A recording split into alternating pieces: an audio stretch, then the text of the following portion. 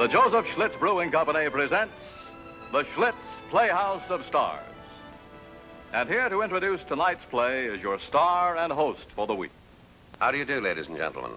I'm George Brent, and I have much pleasure in being your host for this performance of the Schlitz Playhouse of Stars. This week, we bring you a story of the medical profession. A very serious profession, as you know, that normally is not subjected to the ridicule of the humorist and the joke masters. In fact, I find it rather hard to recall any humorous anecdotes concerning the medical profession, except perhaps that old adage, an apple a day keeps the doc... Well, now come to think of it, why should we keep the doctor away?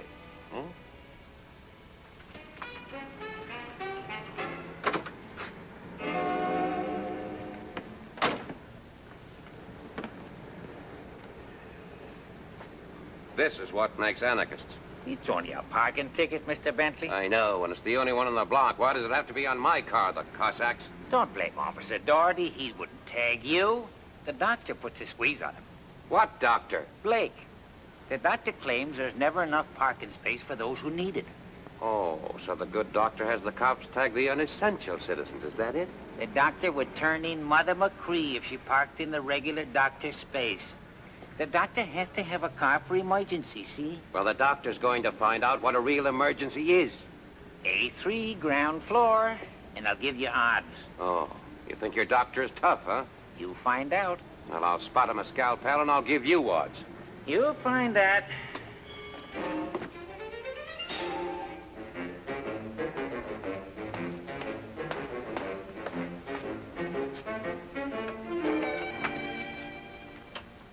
I'd like to see the doctor. Do you have an appointment? No, but this can't wait. Well, Mr.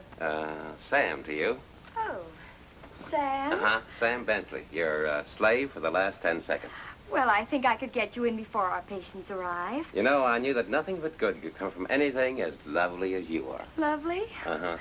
Oh, I suppose you know the doctor's a pediatrician. Well, confidentially, I'm going to knock his block off, regardless of race, creed, or national origin. Now, this I must see. If you'll step this way, please, and follow me. I wouldn't consider any other course. Oh, well. Doctor, there's a Sam Bentley here to see you. Something about knocking your block off. Thank you, Florence Nightingale. Now, look, Doctor, I'm the owner of that convertible.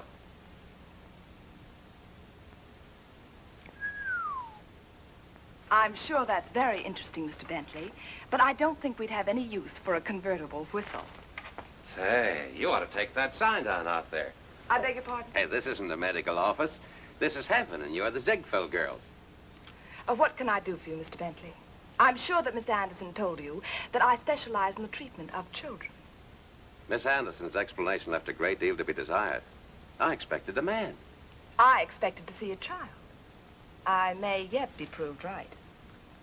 Is this about a parking ticket, Mr. Bentley? Huh? Oh, well, you see, I'd like you to check an injury to my legs. I told you I specialize in... It's a childhood injury. Well, go over there and roll up your trousers, and I'll have a look at your legs. Well, it's only fair.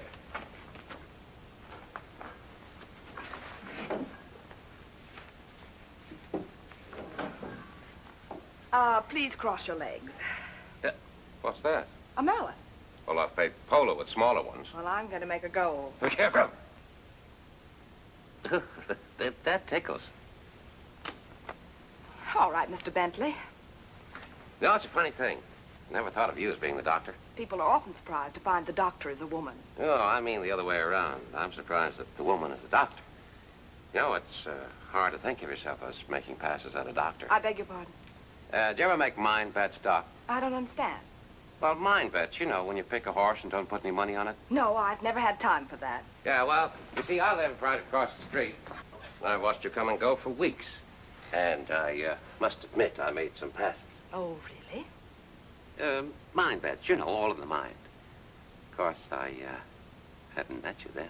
About your legs, Mr. Bentley. Yeah. I can't be sure without x-rays, but the double break you told me about, I think, healed a long time ago.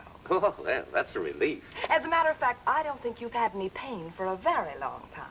Well, let's put it this way. How about having dinner with me tonight? Let's put it this way, Mr. Bentley. If that's your convertible that's always parked outside this building, I'd appreciate it very much if you'd move it. Now, you ratted on me to the cops. That's not like you, J.B. Well, I don't like to appeal to the police, but I must have my car there for emergency use. Yeah? What emergency, Doc? If the life of a child depends on my getting to him quickly, I don't think you deliberately stand in my way. J.B., are you sure you aren't taking yourself a little too seriously? Not unless you consider children unimportant. Oh, heaven forbid. I'm also in favor of motherhood, a living wage, and the preservation of the family relationship. I was only suggesting that other people might think their work was a bit important, too. People like you, Mr. Bentley. Exactly. I happen to be in charge of a couple of buildings under construction not far from here. We're working a double shift, and I'm on call through both of them. Well? Well, if I don't get there in a hurry, the work stops.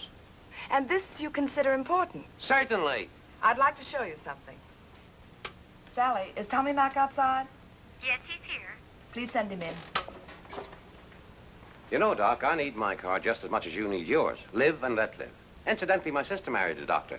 That would be quite a switch, wouldn't it? About my offer. If you could be ready by 7:30, we could go any place you like. Ah, come in, Tommy. Tommy Mac, this is Mr. Bentley. Hi. Hi, Tommy. Tommy, tell this gentleman where you were when you broke your arm. Well, let's have it, Tommy. Well, I was playing around this building they were building, so I slipped. So what? Construction. This is one of the principal byproducts of your important work, Mr. Bentley. Well, I don't get it. Any kid that's fool enough to play around an unfinished building ought to get his arm broke. Is that right, Tommy? What are you, a wise guy or something? Oh, yeah? Yeah. Your fattest mustache. Yeah, Mother wears army boots. Yeah, shut up! Tommy, I think you better leave. Mr. Bentley, I'll have to ask you not to encourage Tommy in that kind of talk. He started the Doc. Oh, this is hopeless. You obviously don't like children, do you? Oh, I wouldn't say that. Well, I'm afraid to say I would. Now, if you'll excuse me. You know, J.B., before anything serious comes between us, we'll have to do something about this attitude of yours. Will you stop playing with that? And good day, Mr. Bentley. No dinner? No. Oh. Well, I like children, honestly. You have a very funny way of showing it. Excuse me. Mrs. Keggy's outside to see you. And I'd like to see you, child. Do you suppose you could arrange to have dinner with an aging man? Oh, I'd love it, Mr. Bentley. If the doctor doesn't mind. Well, of course not. You can do anything you like after all. Well, good. Then I'll pick you up around 6 o'clock. Swell.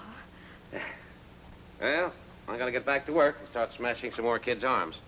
Oh, Doc, what's your fee? That'll be $5, please. 5. Mm-hmm. Well, here I have a $1 bill, Doctor. That parking tag you had them hang on me cost $4. 4 and 1 make 5. Good day, Doctor.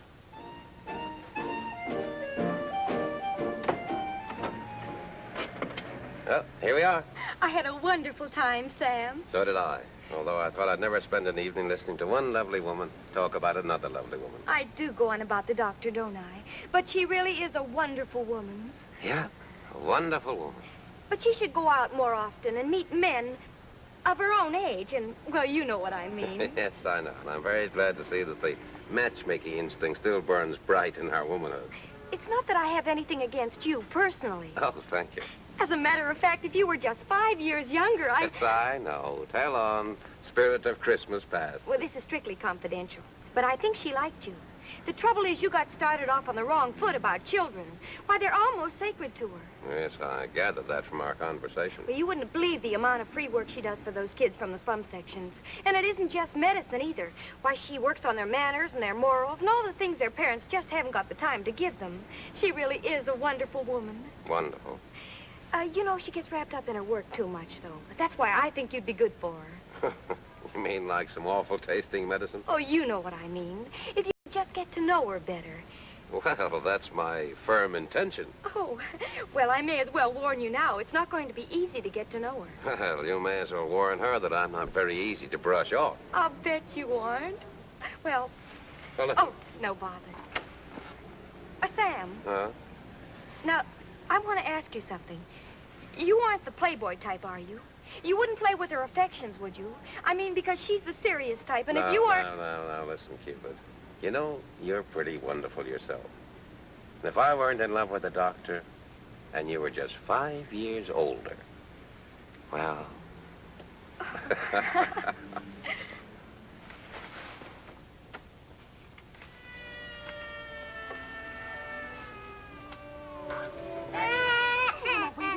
Wait a minute. See what you weigh. Ah, there we are. Come on.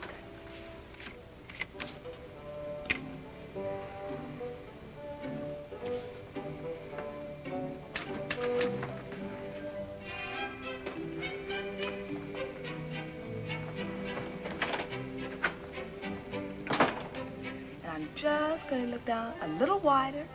A little wider. Ah, yes.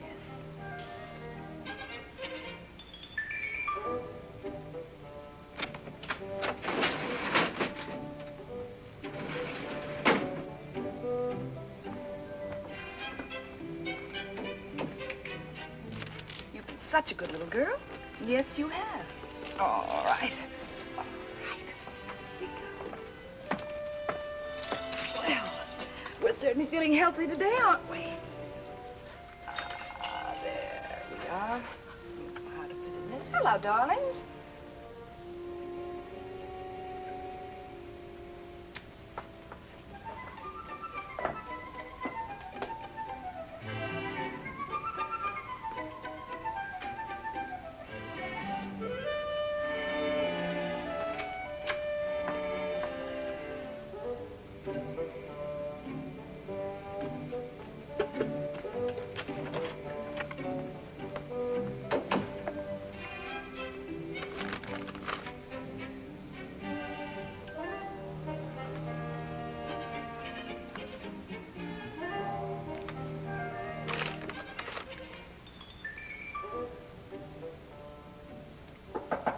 Come in.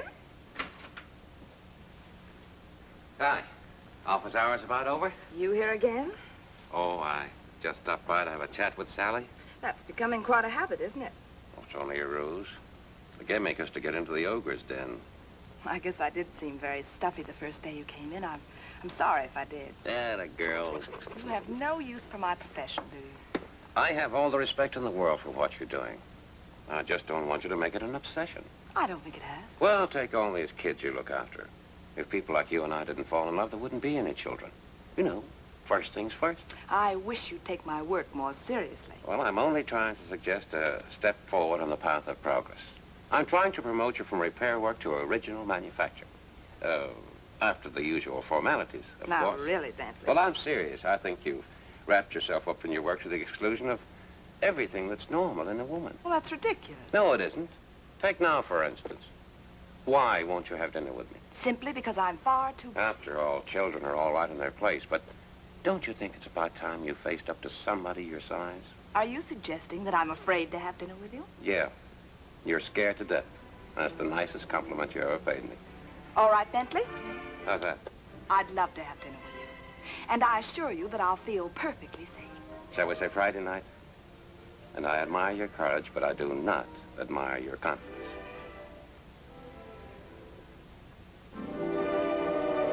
Before we return to the world of make-believe, let's consider a fact from real life, one that can bring extra pleasure and satisfaction to your day-to-day living.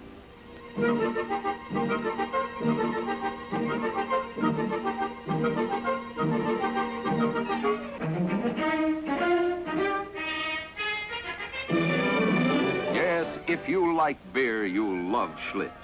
Because Schlitz is the beer with the little extras that add up to all the difference in the world.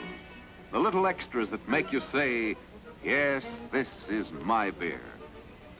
For example, there's that extra clarity and gem-like sparkle that tell you at a glance of the wondrous purity of Schlitz. That extra freshness of bouquet that's like a whispered invitation to taste.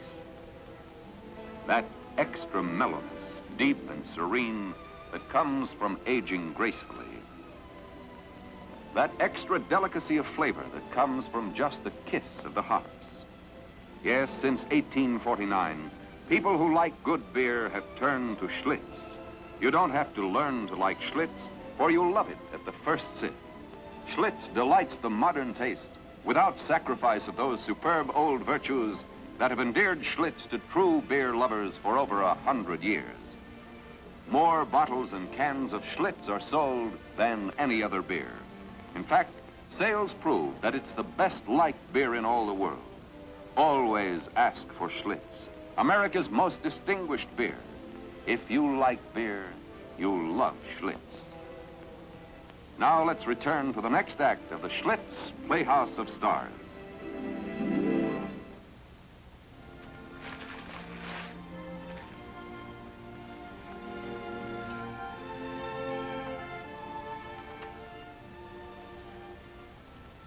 Oh, Sally, this doodad you got me is impossible. Oh, let me. I sometimes wonder if they taught you anything at all worthwhile at that medical school. What time is it? Now, stop worrying. After all, it's only old Sam Bentley. Don't be ridiculous. I was just wondering if Tommy Mack was outside. He's outside now. Well, send him in. We're still running an office in here, you know. Oh, yes, ma'am. And what an office. Come on, Tommy. You can come in now.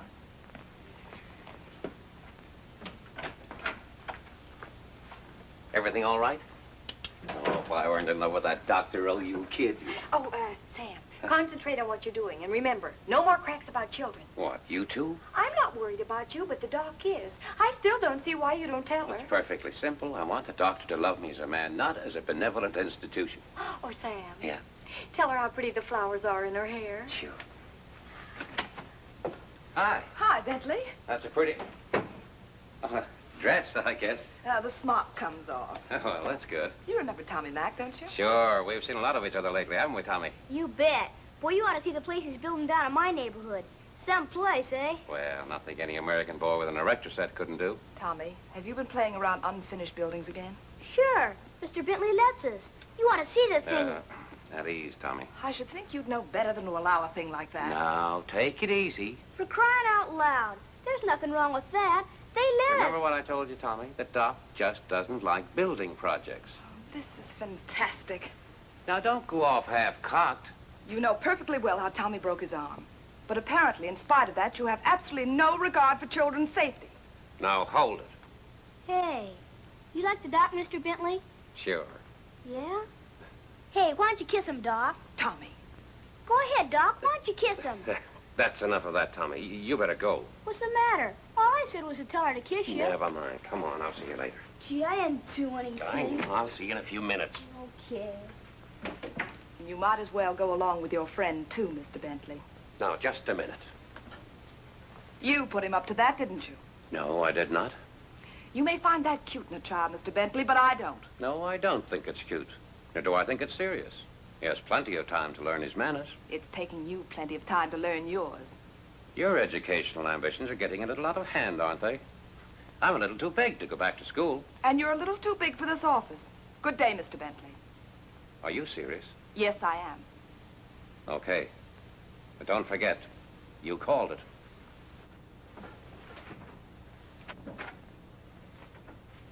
Well? No soap. We didn't have a meeting of the minds. Oh, no. Sam, sometimes I think you're an awful jerk. I'm afraid I'm going to be a very lonesome jerk. Oh. People.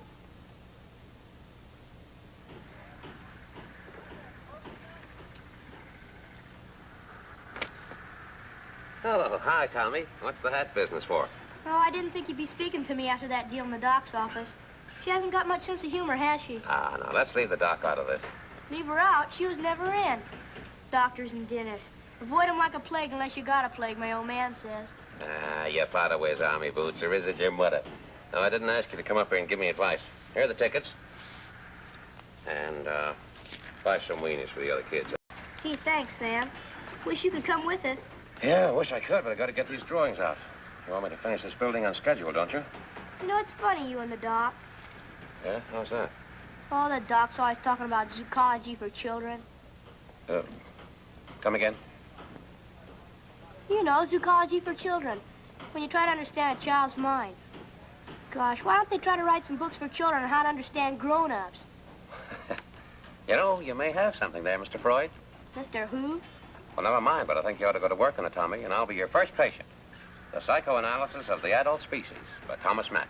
Are you kidding? No, I'm not. Not so sure that Doc and I shouldn't have our heads examined. Did she let you kiss her? No, don't start that again. That's where you went out. How'd your date go last night? What time did you say the ball game started? I didn't. How'd your date go last night? Now, look, Tommy. You came up here to get tickets to the ball game. I gave you the tickets. They're valid, they're dated, and they're paid for. And I see no reason why you should go on humiliating me by probing into my inability to control my temper when I come up against a completely unreasonable female. Gee, that was a mouthful.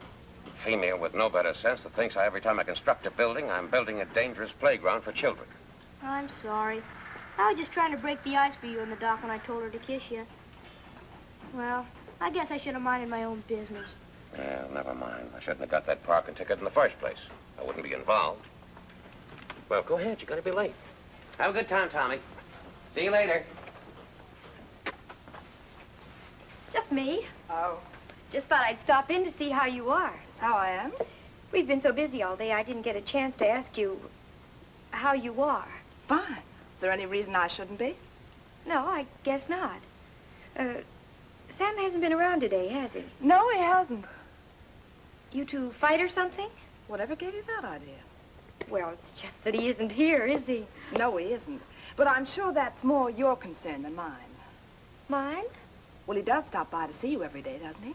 Well, sure, but not because of me. It's you. I mean, well, actually... Well, actually, you see, it's no concern of mine. And I feel fine, thank you. Fine. Fine. Everything's fine.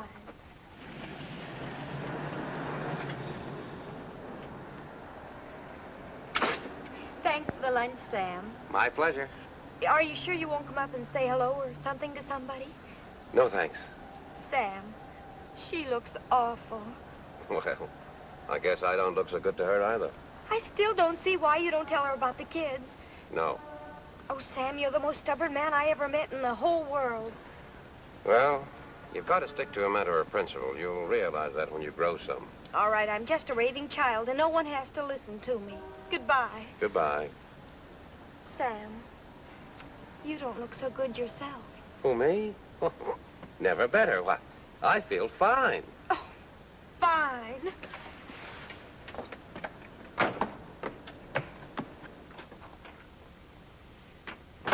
Fine, fine. Everything's fine. He's fine. She's fine. Everybody's fine. Physician, heal thyself. Sally, what are you talking about? I have a little secret that I think you ought to know about, and you're going to listen to me. Now.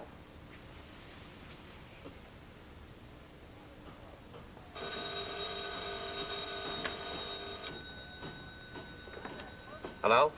Mr. Bentley, you better get over to your building project right away. Who is this? Do like I'm telling you.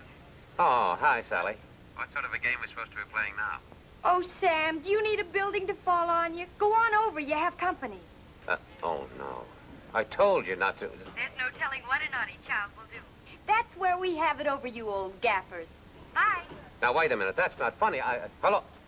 Huh.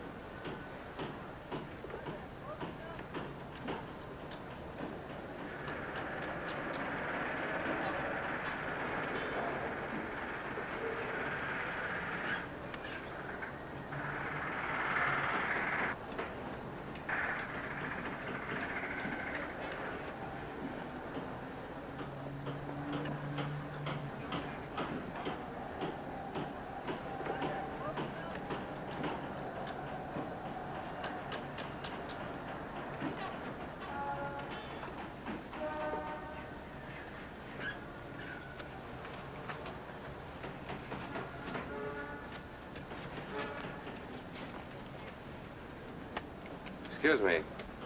How did you get in here? Same way you did. Oh. Could I say something, Doc? Well, go ahead. That's not the way to lay bricks. At least, not the way we learn in the junior foreman school. Mr. Bentley, I wouldn't tell you... It isn't? No. What's the matter with my bricklaying? Well, runs too even. Need a half brick like this, you see. So it won't be so even. But I don't have any half bricks. Make one. Make one? Break one. Break one? That's right. Break it.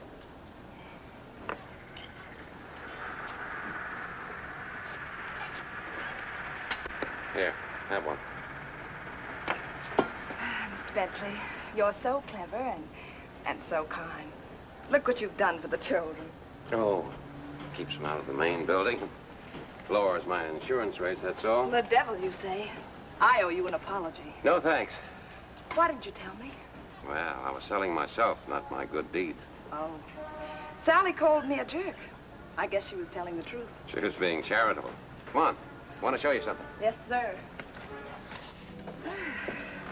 Thank goodness you're not building a skyscraper. What floor is this, the 20th? The 10th. The elevators come in later. Are these going to be apartments? Yeah, they're called slum clearance. Take a look around. It's lovely. Quite a view. Well, look in a little closer. It's not so lovely. I see. You know, there's nothing lovely about the slums. That's where your kids get twisted and broken. I don't mean physically, but mentally living in hovels like that. And you're building this for them? Well, all that I can get the finances for. You know, Mr. Bentley, I think you'd make a better doctor than I ever would. You know, J.B., you can hand out the blarney better than I ever could. Mr. Bentley. Yes? Have you ever made mind bets? You know, like backing a horse and not putting any money on it. Why, doctor. Well, I'm willing to bet you that you're going to ask me for dinner by 7. And you're going to kiss me before we leave this building. Uh-oh. Cupid was right.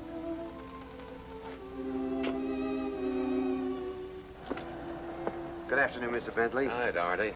That for me? No, not for you this time. Wonder who it could be for. You can't give me a ticket. I'm a doctor. And doctors have emergencies, Dorothy. Yes, I know. Well, whatever the emergency was, it will cost you $15. This happens to be a restricted parking zone. I'll take the ticket.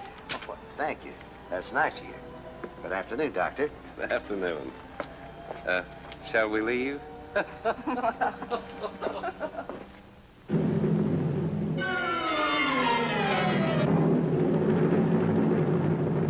If you like beer, you'll love Schlitz. And here once again is the star of tonight's Schlitz Playhouse of Stars. Thanks for attending our performance of the Schlitz Playhouse of Stars. And thanks to Andrea King for her wonderful assistance in our play, The Medicine Woman.